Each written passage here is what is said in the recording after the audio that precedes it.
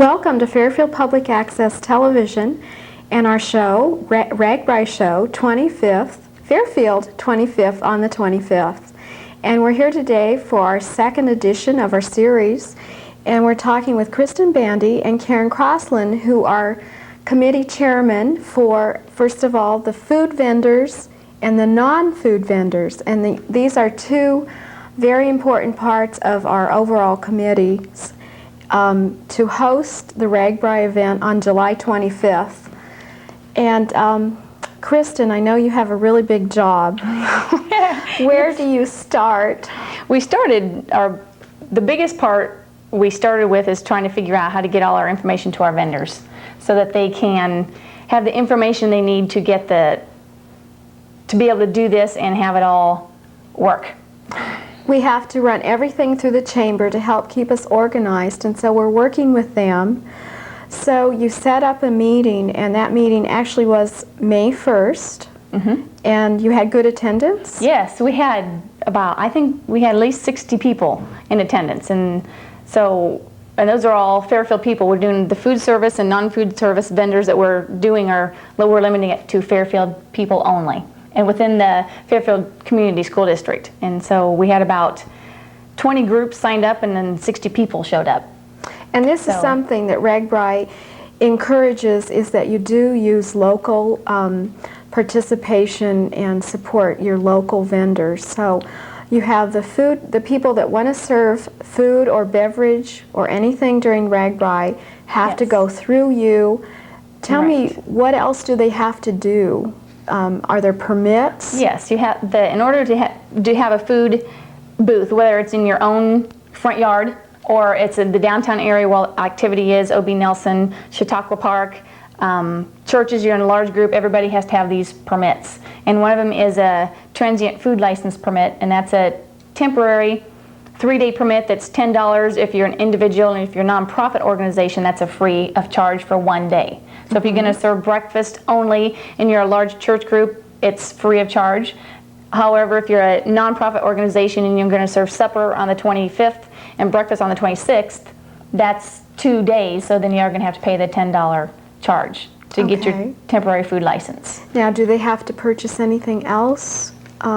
Just the money for their spot. Their booth? Their booth. Now, you said if you're doing it in your own yard, do you have people that are doing it in their own yard? We haven't heard a lot of that, but some people, especially along the route along Fillmore, I think I've heard people saying they're going to have youth groups maybe set up a root beer float stand, or sell iced tea, or Girl Scouts do a Gatorade stand type thing. When they're conveniently located anyway, I guess they have to take advantage of that. Yeah, and the thing there is that the RAGBRAI and the City Council has said that anybody who has a stand anywhere has to pay the $50 charge. And that's whether you have a stand in your front yard or whether you're downtown. And the $50 is for your own location, so if you have a food stand in your front yard or in another location, it's still $50 to RAGBRAI. Okay, so that keeps us all organized. Yes, and lets everybody know where the food is and what all is going on. I think there was some questions about why they have to pay the $50 if they're in their own front yard. But I think what they don't realize are that there are expenses, that have to be met. That when RAGBRAI comes through town, ranging from porta potties to electricity to, a variety, the advertising that they're going to have, the shuttle buses, the service that we're going to provide. So while it's a great thing and a great way to showcase Fairfield, there will also be expenses that we have to meet. So that's why we have to charge a fee. Yes, and that expense I think is like $25,000 minimum. That's, it's going to take $25,000 to have this come in for the day, and that's a minimum expense. So that's a very good point. Sudie Williamson is our budget chairman, and she's still working on that. So it will be interesting when she actually has the final total that we can tell you. Yes. Karen, you're working with the non-food vendors, and those are the people that are going to sell non-food items or services. Right. We have gotten a variety of people contact us, which ranges all the way from massage therapy, and I guess I understand that those bikers get a few things out of place there, and those massages really help them on their way. So somebody's called in. They have a portable rock climbing wall, which I'm really curious about. I'd like to kind of see what I think that's going to be really interesting. I know the post office is also wanting to put up a booth, maybe have a special cancellation for that day for all those who collect stamps and postmarks and that type of thing. So I just want to encourage those of you who want to come up with an idea of something you might want to sell or something in this nature that is a non-food item to contact the chamber. We have a cutoff date, July 1st, if you need electricity for your booth, and July 11th, I believe, if you don't need electricity. So while that may sound like a long ways away, we really need you to get them in early so that we can make sure there's enough space for you and for what you want to do. That's something else that the committees are working on, is a large overall map of everything that's going on. And most of the events and the food sales and things will be uptown around the square, organized in this area, and so to map out and assign everybody something. And get that information back to them. We have to have time to get that information set up in the map and where people are going to go, and then we also have to have time to get that back to them in the mail before July 25th rolls around so that everybody knows where their spot is. And they're not showing up July 25th and just setting the booth, you know, wherever they feel like setting it. How many streets we have to prepare to block off, how many participants. Yes. And I know that the beverage garden is going to be placed on Broadway between, what street is that? Court and B. And then the entertainment will be on the north side of the square, and then in the evening the beverage garden will expand down to the entertainment.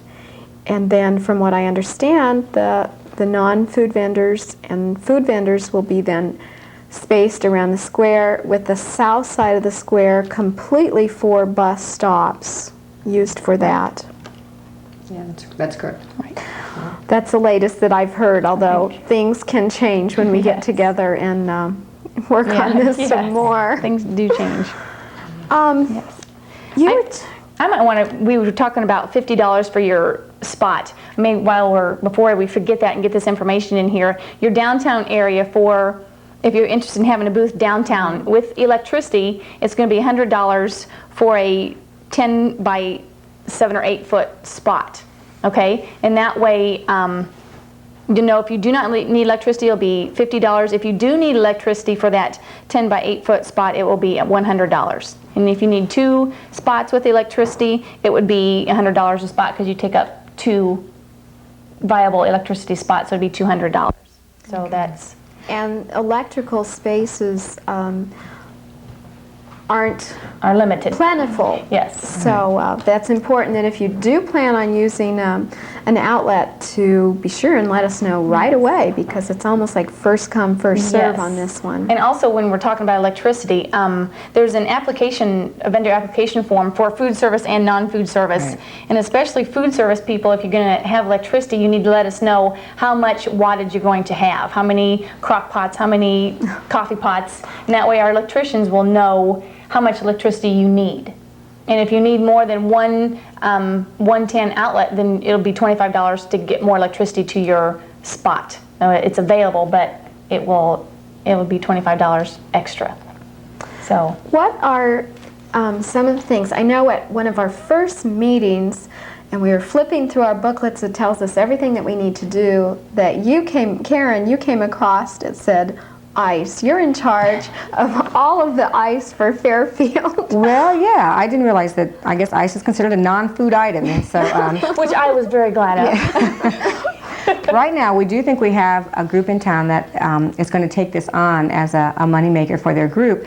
But I haven't gotten a 100% guarantee from them that they are going to do this. So if you or your group are interested in maybe doing this, you know, as a fundraiser, please contact the chamber so that I can get that information from you. But as I was going through the information that they had given us, if it's a typical July day in Iowa, and you know, we know that can be pretty warm, they said that they gave us some ideas of how much ice we might need, and it's estimated that about 18,000 pounds of ice will be used in an overnight town. And since we're the last overnight town, you know, we're expecting that could be even upwards of 18,000 pounds. However, if it's raining and cool, we may not need that much. So this is rather an interesting so this is a really big job. Yeah, it can be. So we'll see. We'll do our best to make sure everyone has the ice that they need. So we're working on that. Have you had a lot of requests so far from non-food people? Not that many. I haven't checked the chamber today, but right now I think we have about 10, and they range everywhere from, as I said, massage therapists to the portable rock climbing wall to different products that they would like to sell. So I would say about 8 to 10 maybe right now. But I think as it gets a little closer and people start thinking about it, they go, yeah, why don't we sell this? So get those ideas percolating now so we can get those in. And I know I'm in several organizations, and we have thrown some ideas around, and we're still not decided what we're doing, and I know that we better decide, and especially last night when there was a food vendor meeting, I told someone now, we better get everything together if we're going to do this. Yes. Right.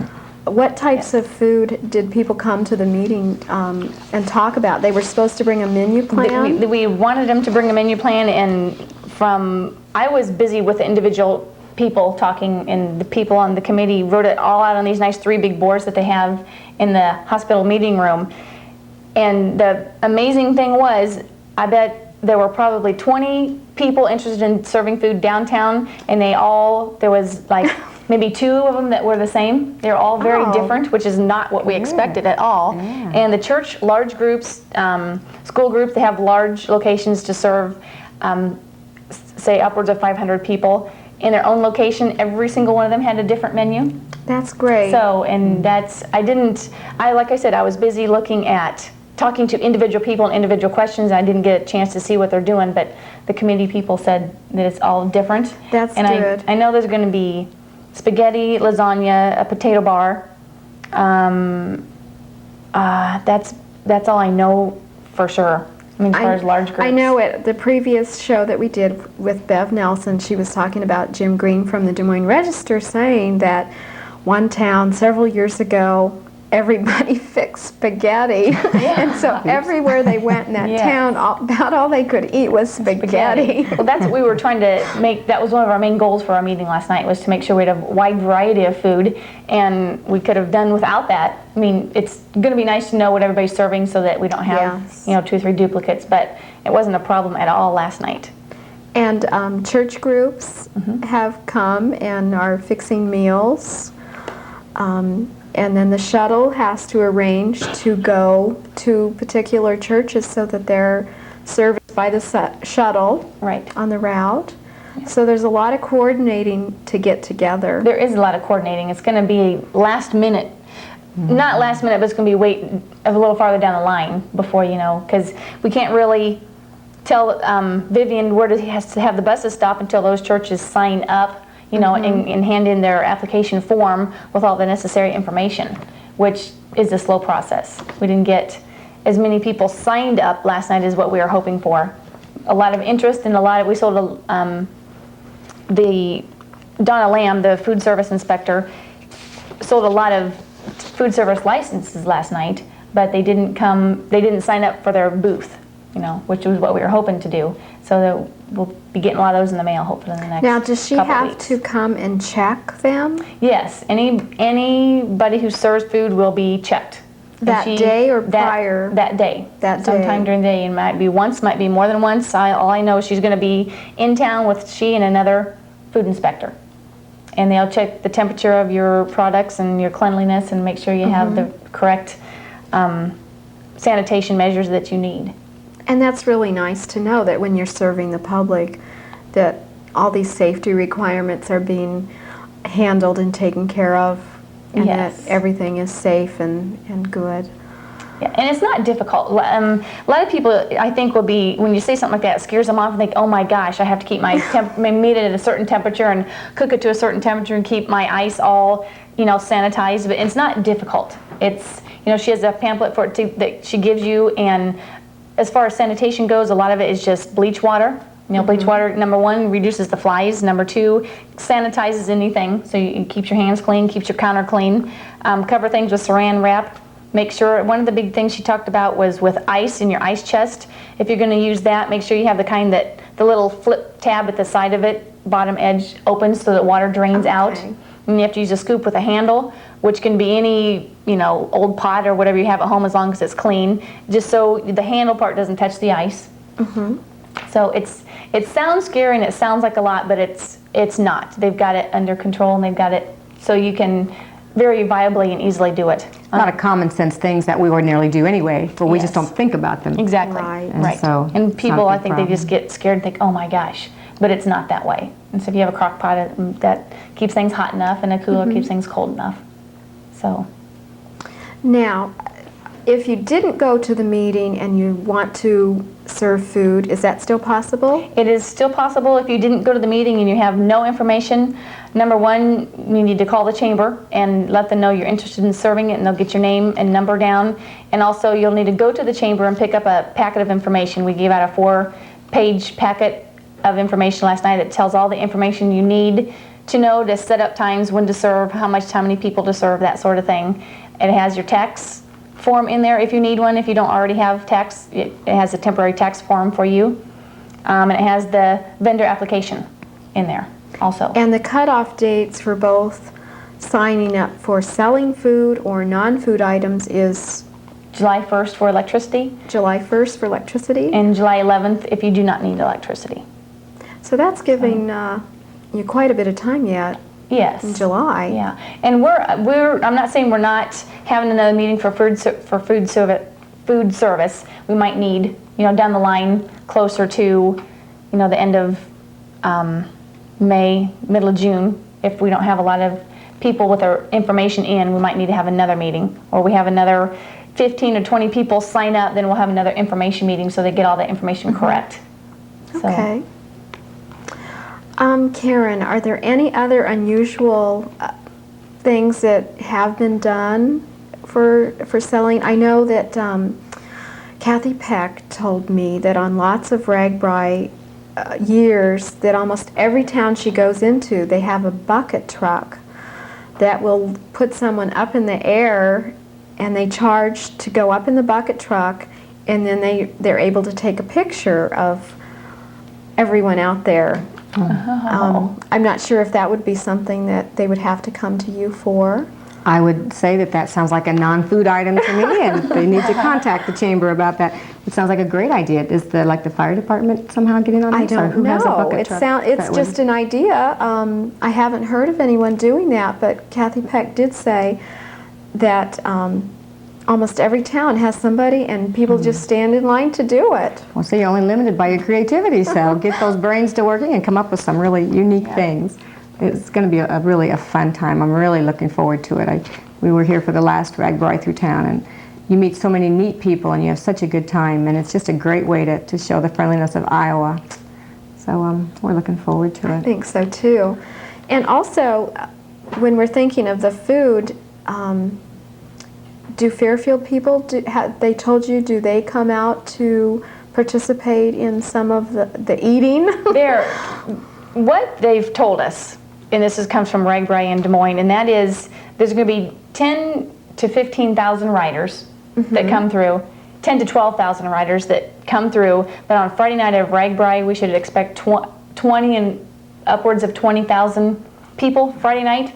So there's going to be Fairfield people who are still in town, going to come down, see the entertainment, see the bikers, have supper, do whatever. There's going to be people coming from other communities, I guess, is a big thing. Just to come party in Fairfield Friday night because RAGBRAI's here and it's a fun time, and see the bikers and get in on all the action. So yes, there's going to be a lot of people. A lot of people and a lot of Yes. food and a lot of entertainment. Yes, yeah. Something else I think that while we're on the air that I would like to throw in, and that is that the school system are going to be creating welcome banners, and these have just been made, sewn, and taken to the schools, and the schools will be, each class will be designing a welcome banner, and they'll be hung around the square and all around town. And then also the school system has been asked to participate in decorating trash receptacle boxes, and these are large appliance size boxes that will be painted and decorated, and the Des Moines Register actually encourages participation in this, and they offer a $250 prize. So Worth your time. yeah, so we're hoping that in the schools, everyone will want to do that, and then we'll have a local committee select a winner, and then this box actually gets on a RAGBRAI truck and is taken to the last town, and it's judged, and one of these boxes will win $250. Wow. So we're looking forward to that, and I guess I would like to make an appeal to the community right now that we are in need of paint, and that's waterproof, so that when it's on the box and if it happens to rain or get wet, it's not going to dribble away. So waterproof latex-based paint, and we're trying to use the RAGBRAI colors, which we have in our banner, and they are yellow, a bright golden yellow, a reddish orange, a light blue, and a dark blue, bright colors, and white. And so we're looking for paint to be donated, and if you have any leftover, unused, even new paint, maybe you start a paint project and changed your mind, we're looking for these colors, and this paint can be dropped off to the chamber, and then we'll distribute it to the schools. And this paint can be used for both the banners and the boxes. So if you have paint out there, think about donating it to a worthwhile cause. Also, that's something that for the trash pickup that's going on right now cannot be thrown out. They do not pick up paint, so this is a good way to get rid of that paint. So, good use. And now back to our vendors. I have just at one point altogether, I'd like to let you know what all you need to be a food vendor. All Okay. right? Number one, you need to make sure you have proof of liability insurance, which we have not talked about, and that needs to be at the price of $500,000. Sounds like a lot. Sounds like that might scare you off right off the bat also, but it's not difficult. If you own a home, have a homeowner's insurance, you can get it through that pretty easily, either free or for $10 or less. All right, so that's something that you have to have. You also have to have your taxes identification form, which comes in your packet. It's a temporary tax. I don't know if license is the correct word, but temporary tax form, you have to have that. And you also have to fill out your application for vendor status form. And that is, like we talked about earlier, making sure you have all the electricity that you need on there and the items that you're selling, if you need, where you want to be located downtown, if you have your own location. That sort of information is on there.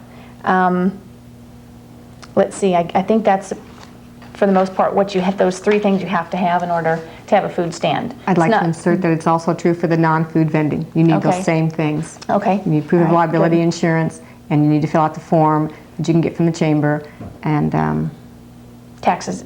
the tax ID number, right? We need all those. So even though this might sound confusing and like a lot of work and things that you have to do, if you go to the chamber, do they have these sheets? They have, if you want to be a food vendor, they have this 4-page packet up there. You go through and you look through it, and it has all the pages and information that you need to hand in. So you have everything all written down, tell you exactly what you need to do. Yes. And just do them step by step, and it will be easy. Now I noticed on here you had the tabloid written down.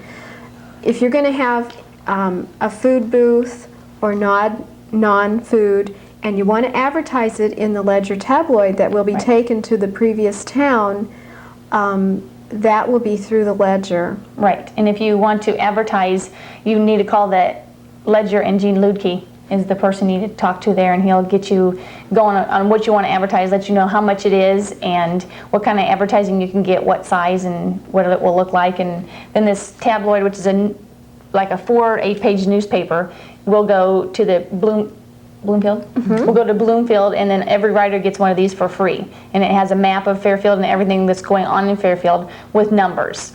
And the numbers coordinate with what's at that spot. And so this is very important, especially if you're not located right on the square, I would think, because the writers are going to want to know where to go. And this will be one of their main sources of finding out that information. So you'll want to have what you're doing listed in this tabloid. Vivian Hammis is also doing an advertising, ways of advertising your food or non-food location, and that is for $25 there are 4 bus routes that are going around town, 4 different routes, and you can have it on your advertisement on each one bus on each route for $25. Oh. So that's another way that you can get the word out as to where you're at and what you're serving. So the big day is coming July 25th, and we're all organizing and working really hard, and it sounds like your committees are off and going, and I'm sure you both have members on your committee that are helping. Maybe you'd like to recognize some of them. The members on our committee are wonderful. They are food service people and really know what they're doing, several of them. It's myself, Joan Seiko, Dolores Ramsey, Janine Palmer, Lois Kramer, and Erla Jean Tedrow. So and any of those people, if you know them, they pretty much know all this information. You can call them with questions, or the chamber. Okay. Karen? And I have Emily Reneker and Randy McDowell, and we've been meeting, and they're very helpful. And we knew that food would be the biggest one, because once you get your stomach full, Everyone you're in has pretty to good shape. eat. But that's right. So, and we've been working, and we're coming along pretty nicely, I think. Well, I'd like to thank you both for coming up to FPAC Channel 9 and sharing with us on our special Fairfield 25th on the 25th program. And hopefully we've covered everything that we needed to. If not, we'll be having some more shows and bringing more information to you. So be sure and turn in on Friday evenings and throughout the weekend and catch the latest of what's going on for our big RAGBRAI visit. Thank you and good night.